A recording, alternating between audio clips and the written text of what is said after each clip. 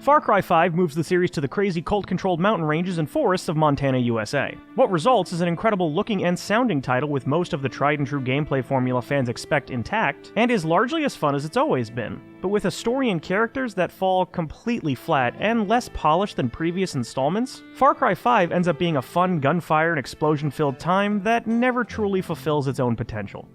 The Doomsday Cult, project at Eden's Gate, has been steadily building in Hope County for the last several years. As a completely silent, unnamed sheriff's deputy, you're part of a small team that attempts to arrest the cult's leader, Joseph Seed. As expected, things go wrong, and the fanatical group takes over the entire county, cutting it off from the outside world and enacting a religious-fueled reaping on the populace. The premise, despite being pretty far-fetched, starts with a lot of promise. Unfortunately, things fall apart thanks to the repetitive tropes the narrative relies on. Over and over again, you're kidnapped by the various cult leaders, monologued at for extended periods, and then let go. This happens so often that it quickly becomes hilariously routine. Despite being a massive thorn in the cult's side and even threatening to make you pay for your transgressions, they never follow through, so the bad guys quickly shift from being threatening to incompetent. This might work if your character had some established backstory or even a voice, but as a random mute deputy, there's little reason why they don't just kill you other than that you're the protagonist. On top of that, Far Cry 5 overly relies on drug-induced sequences, relegating a lot of its major events to elaborate hallucinations, allowing characters to see and do things that have no rationale behind them. It just comes across as lazy, making it really hard to care about what's going on. As far as the basic action and gameplay loop are concerned, things will feel familiar if you've ever played one of the more recent Far Cry games. Whether you're going loud with an LMG or quietly stalking enemies with a trusty bow, taking on foes feels great, especially later on with some of the more powerful weapons. However, it seems being stealthy isn't as feasible here as in past games, with enemy AI triggering much more easily. Even taking out guys with silenced weapons far away from their buddies often resulted in the alarm being raised anyway, which began to feel cheap and made remaining undetected almost impossible the majority of the time. Hope County is split into 3 regions, each of which is littered with things to do. Outside of the main missions, there are outposts to take over, racing challenges to conquer, plenty of side missions, and lots of collectibles to find. In fact, the side content tends to be more entertaining than what the main story offers, with silly characters and situations routinely coming up. Some of my favorite content were the tons of different prepper stashes, which act as small puzzle challenges with nice rewards waiting for you at the end. Previous Far Cry games, and indeed most Ubisoft games in general, would have you climbing towers to see where all the objectives are.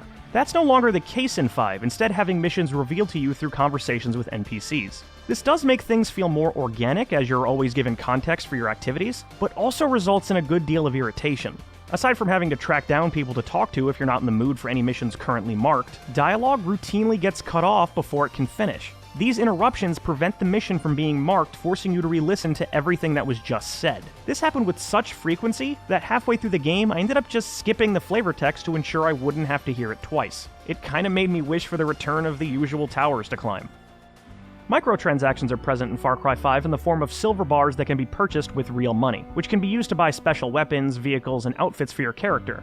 I'll state up front that I never felt pressured to buy silver bars to unlock what I wanted, but the rate at which you earn in-game cash is noticeably slower than previous titles. Whenever I decided to unlock a new weapon complete with attachments, it always seemed like I was burning through all the cash I had on me. I won't say it takes an unreasonable amount of time to acquire enough in-game currency for things, but it does feel like it takes just long enough to be noticeable, incentivizing the paid shortcut.